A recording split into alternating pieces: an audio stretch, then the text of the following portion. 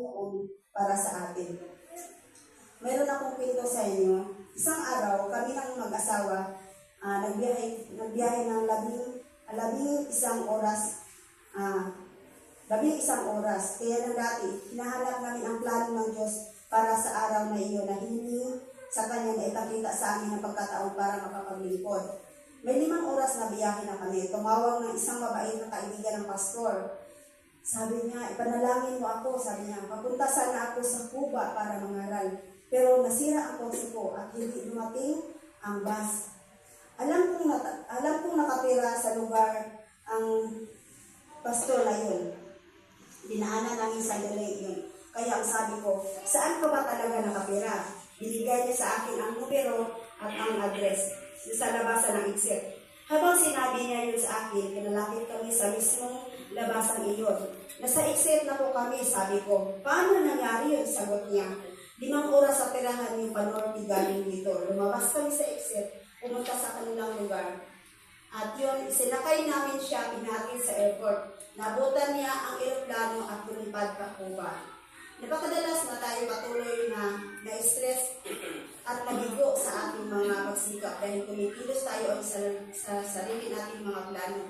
O diba, hindi natin hinahangad na yung plano natin, mayroon talagang humingi ng tulong at yun, kailangan natin, yung plano natin na kailangan natin gawin, pero hindi natin naisip na mayroon pala talagang nanghingi ng tulong sa atin.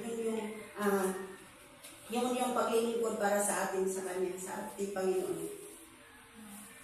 Napakaraming tao na sa pagpaplano para sa ating bigas na bukas ay lubusang nabibigo. O, di ba?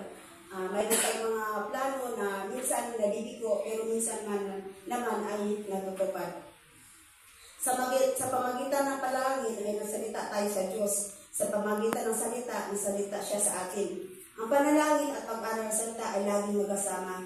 Hindi sila dapat maghiwalay. Ang Biblia ay tinig ng Diyos na salita sa atin sa kasitiyak na parabang narinig natin sa ating mga tahinga. Sigurado pwede natin sabihin sa Kanya ng ating pangailangan.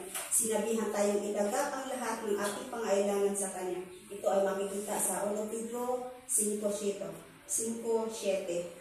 Walang masama sa paghingi ng tulong sa Kanya, gayon pa man hindi mo ipaalam sa Diyos ang isang bagay na hindi niya ipaalam sa halip. Ibigyan mo siya ng pahitulos na tumutulos. Binigyan tayo ng Diyos na kalaya ang pumili at iginalang niya ang ating pagpili.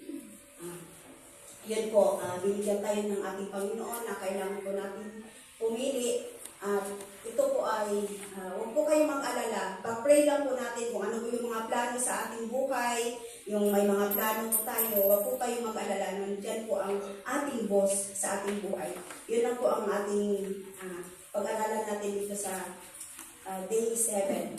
Nawa po ay na-bless po kayo sa araw na ito. Happy Sabbath.